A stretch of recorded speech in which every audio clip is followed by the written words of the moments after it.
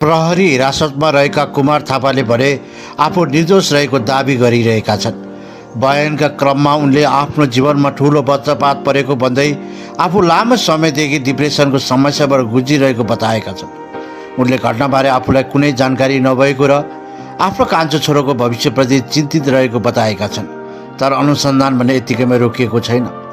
प्रहरीले घटनामा हरेक पाटो केलाइरहेको छ। कुमार थापाले साँच्चै डिप्रेसनको सामना गरिरहेका थिए कि कानुनी प्रक्रियाबाट बाँच्ने यस्तो दाबी गरिरहेका छन् भन्ने विषयमा पनि अनुसन्धान भइरहेको छ। मानसिक स्वास्थ्य सम्बन्धी अभिलेख, उपचार इतिहास र सम्बन्धित प्रमाणहरू अध्ययन गरिँदैछ। यस घटनालाई अझै जटिल बनाउने अर्को प्रश्न भनेको प्रेम सम्बन्ध खुलासा हो। अनुसन्धानको क्रममा कुमार थापा र 25 वर्ष प्रतीक्षा आचार्यबीच नजिकको सम्बन्ध रहेको जानकारी प्रहरीले पाएको जनाएको छ। यही कारण घटनामा प्रेम सम्बन्धको कोणबाट पनि अनुसन्धान अगाडि बढाइरहेको छ। प्रहरीले प्रतीक्षा आचार्यसहित अन्य 3 जनालाई पनि नियन्त्रणमा लिएर अनुसन्धान गरिरहेको छ। उनीहरूको भूमिका के थियो, उनीहरू घटनाबारे कति जानकार थिए वा उनीहरू कुनै सहयोग गरेका थिएनन्, यी सबै प्रश्न उत्तर खोज्ने प्रयास भइरहेको छ। यसैबीच सामाजिक सञ्जालमा विभिन्न अड्कलबाजी र दाबीहरू फैलिरहेका छन्। कसैले कुमार थापालाई निर्दोष भनिरहेका छन् भने कसैले उनलाई दोषी ठहर गरिसकेका छन्। तर कानुनी दृष्टिले अदालतबाट अन्तिम फैसला नआएसम्म कुनै पनि व्यक्ति दोषी प्रमाणित हुँदैन। ईश्वरी भुजेलको मृत्यु एउटा परिवार मात्र होइन, समाजलाई पनि गहिरो पीडा दिएको छ। विशेष गरी सन्तानको भविष्य लिएर धेरैले चिन्ता व्यक्त गरिरहेका छन्। यदि यो घटनामा कसैको संलग्न प्रमाणित भयो भने कानुनी अनुसार कारबाही हुनेछ। यदि आरोप गलत साबित भयो भने त्यसको पनि न्यायिक निष्कर्ष आउनेछ। हाल प्रहरीको डिजिटल प्रमाण, फोन रेकर्ड र सन्देश आदिको विश्लेषण गर्दा घटनाको वास्तविकता पत्ता लगाउने प्रयास गरिरहेको छ। दर्शक महानुभावहरू, यस्ता संवेदनशील घटनामा अदालतको फैसला आउनु अघि कसैलाई दोषी वा निर्दोष घोषणा गर्नु उचित हुँदैन। सत्य तथा अनुसन्धान र न्यायिक प्रक्रियाबाट नै बाहिर आउनेछ। ईश्वरी भुजेलको हत्या प्रकरणको अनुसन्धान अझै जारी छ र आगामी दिनमा नयाँ तथ्यहरू सार्वजनिक हुन सक्छ। यस घटनाबारे तपाईँको विचार के छ? अनुसन्धानले सत्य बाहिर ल्याउन सफल होला त? आफ्नो धारणा कमेन्टमा अवश्य लेख्नुहोला। आज हामी चर्चा गर्न गइरहेका छौँ एउटा यस्तो घटनाको जसले नेपालभरि चर्चा, बहस र अनेकौँ प्रश्नहरू जन्माएको छ। सामाजिक सञ्जालमा नेपाली ब्रो भनेर चिनिने कुमार थापा मगर र उनकी पत्नी ईश्वरी भुजेलसँग जोडिएको यो घटनाले धेरैलाई स्तब्ध बनाएको छ। काठमाडौँको एउटा सामान्य दिन, मानिसहरू आफ्नो काममा व्यस्त थिए। सामाजिक सञ्जालमा विभिन्न भिडियोहरू भाइरल भइरहेका थिए। तर अचानक एउटा समाचारले धेरैलाई झस्कायो। नेपाली ब्रो भनेर चिनिने कुमार थापा मगरको परिवारमा ठुलो दुर्घटना भएको खबर आयो। केही घन्टामा सामाजिक सञ्जालबाट एउटा विषयले स्थान पायो। मानिसले प्रश्न गर्न थाले, के वास्तवमा हत्या हो? के यो दुर्घटना थियो? के परिवारभित्र लामो सहित कुनै समस्या थियो वा यस पछाडि अझै गहिरो रहस्य लुकेको छ? कुमार थापा मगर सामाजिक सञ्जालमा परिचित नाम थिए। उनका भिडियोहरू धेरैले हेर्थे। साधारण शैली, सामान्य जीवनको विषय र मनोरञ्जक प्रस्तुतिकार उनी धेरै दर्शकमा चिनिन्थे। तर सामाजिक सञ्जालमा देखिने जीवन र वास्तविक जीवन सधैँ एउटै हुँदैन।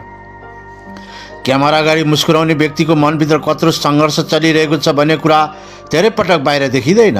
यस घटनापछि धेरै मानिसले पुराना भिडियोहरू हेर्न थाले। कतिपयले भने हामी त यस्तो कल्पना पनि गरेका थिएनौँ। कतिले भने बाहिर देखिएको जीवन र वास्तविक फरक रहेछ। घटना सार्वजनिक भएपछि प्रहरीले तत्काल अनुसन्धान सुरु गर्यो। घटनास्थलको निरीक्षण गर्यो, प्रमाणहरू सङ्कलन गरियो। Mobile phone, call record, digital सामग्री, विभिन्न व्यक्तिहरूसँगको सम्पर्क लगायतका पक्षहरू अध्ययन गर्न थालियो। अनुसन्धानकर्ताहरूले लक्ष्य एउटै थियो, वास्तविक सत्य पत्ता लगाउने। किनकि यस्तो घटनामा प्रारम्भिक सूचना र वास्तविक तथ्यबीच ठुलो अन्तर हुन सक्छ। प्रहरी हिरासतमा पुगेर कुमार थापाले आफू निर्दोष रहेको दाबी गरे।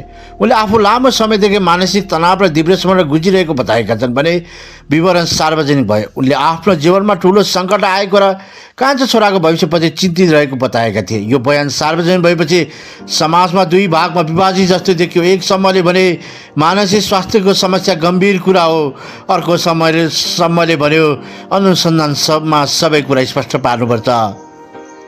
डिप्रेसन एउटा वास्तविक मानसिक स्वास्थ्य समस्या हो। तर अनुसन्धानकर्ताले एउटा महत्त्वपूर्ण प्रश्न उठाए, के कुमार थापा वास्तवमै लामो समयदेखि डिप्रेसन थिए? यदि थिए भने त्यसको प्रमाण के छ? के उनले उपचार गराएका थिए? के चिकित्सक अभिलेख छ? के परिवारलाई यसको जानकारी थियो? यस्तै प्रश्नको उत्तर खोज्दा अनुसन्धान अघि बढ्यो। प्रहरीले मानसिक स्वास्थ्य सम्बन्धी अभिलेखको अध्ययन गर्न थालेको बताएको छ। अनुसन्धान अगाडि बढ्दै जाँदा एउटा अर्को नाम चर्चामा आयो, प्रतीक्षा आचार्य। प्रहरीका अनुसार अनुसन्धानको क्रममा कुमार थापा र प्रतीक्षा बीच प्रेम सम्बन्ध रहेको आशंका वा जानकारी फेला परेको बताएको थियो। यही बिन्दुबाट घटनाले नयाँ मोड लियो। अब अनुसन्धानमा केवल परिवारभित्रको सम्बन्ध सीमित रहेन, सम्बन्धित प्रेम सम्बन्धको कोड पनि जोडियो। यदि वास्तवमै प्रेम सम्बन्ध थियो भने त्यो सम्बन्ध कहिलेदेखि थियो? कति नजिक थियो? के परिवारलाई जानकारी थियो? के यसले वैवाहिक सम्बन्ध असर पारेको थियो? यस्ता प्रश्नहरू अनुसन्धानको केन्द्रमा आए। यद्यपि यी सबै विषय अदालत र अनुसन्धानबाट पुष्टि हुन बाँकी रहेका विषयहरू हुन्। घटनामा मतियारमा भूमिका खेलेको आशंकामा अन्य व्यक्तिहरूलाई प्रहरीले नियन्त्रणको लिएको समाचार सार्वजनिक भयो। यसले झन् ठुलो बहस सुरु गरायो। यदि धेरै व्यक्तिहरू अनुसन्धानको घेरामा छन् भने के घटनाको योजना बनाएका थिए वा उनीहरू कुनै अन्य कार्यले जोडेका थिए? यिनको उत्तर अनुसन्धानले मात्र दिन सक्छ। नेपालमा कुनै ठुलो घटना भएपछि सामाजिक सञ्जाल तत्काल सक्रिय हुन्छ। यस घटना पनि त्यही भयो। कसैले कुमारलाई दोषी घोषणा गरिदिए, कसैले उनी निर्दोष रहेको दाबी गरे, कतिले षड्यन्त्रको कुरा गरे, कतिले भावनात्मक प्रतिक्रिया दिए। तर कानुनी प्रक्रिया सामाजिक सञ्जालको प्रतिक्रियाभन्दा फरक हुन्छ। अदालतले प्रमाण हेर्छ, भावना हेर्दैन। यस घटनाका केन्द्रका ईश्वरी भुजेल छिन्। उनको मृत्यु एउटा परिवारमा ठुलो शोक ल्याएको छ। उनी कसरी जीवन बिताइरहेकी थिइन्? उनका सपना के थियो? उनको परिवार कस्तो थियो? यो प्रश्नहरू अझै धेरै खोजिरहेका छन्। यस घटनाले सबैभन्दा ठुलो असर कसलाई पारेको छ? धेरै मानिसको उत्तर एउटै हुन्छ, बच्चालाई। जब परिवारमा यस्तो ठुलो सङ्कट आउँछ त्यसको प्रभाव बालबालिकामा गहिरो पर्न सक्छ। त्यसैले धेरै मानिसले कान्छो छोराको भविष्यप्रति चिन्ता व्यक्त गरेका छन्। अनुसन्धानकर्ताहरू अहिले पनि विभिन्न प्रमाणहरूको अध्ययन गरिरहेका छन्। फोन रेकर्ड, डिजिटल म्यासेज, सम्पर्क विवरण, घटनास्थलका प्रमाण, साक्षीहरूको बयान, यी सबै जोडेर मात्रै घटनाको वास्तविक चित्र तयार हुन्छ। आज धेरै मानिसहरूको एउटै कुरा प्रतीक्षामा छन्। सत्य के हो? के आरोप प्रमाणित हुन्छ? के आरोप गलत साबित हुन्छ? के थप तथ्य बाहिर आउँछन्? यस प्रश्नको उत्तर अदालत र अनुसन्धान प्रक्रियाले दिँदैछ। दर्शक महानुभावहरू, ईश्वर भुजेलले हत्या प्रकरण केवल एउटा समाचार होइन, यो एउटा परिवारको दुःख, एउटा बालकको भविष्य, सामाजिक सञ्जालको प्रभाव र न्यायिक प्रक्रियाको परीक्षा पनि हो। हामी सबैले अनुसन्धानलाई आफ्नो काम गर्न दिनुपर्छ। अदालतको अन्तिम निर्णय आउनु अघि कसैलाई दोषी वा निर्दोष घोषणा गर्नु हुँदैन। सत्य जे भए पनि त्यसलाई प्रमाणले पुष्टि गर्नुपर्छ।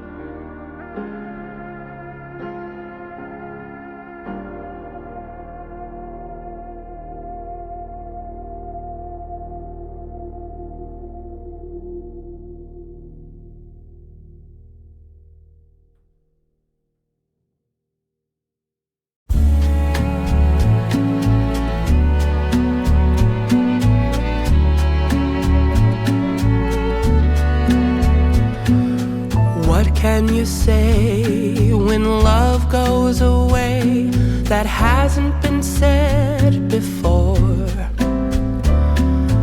I have no rhyme that's different this time.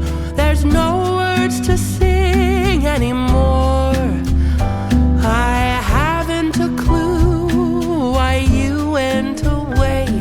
I only know you are gone. And I sit alone, my heart by the phone, and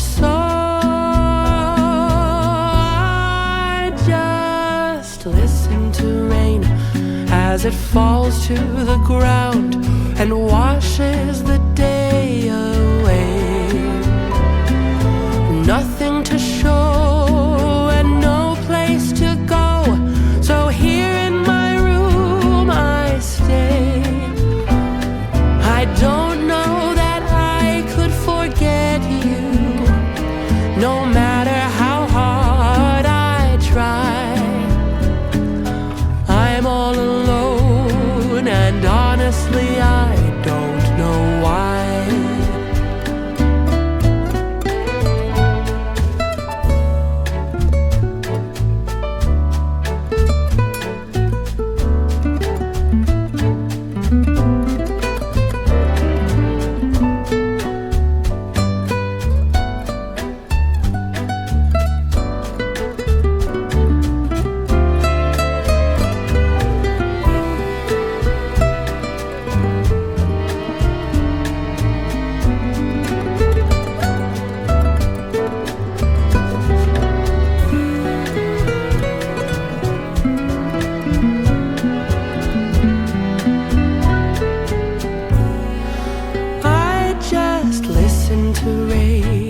As it falls to the ground and washes the day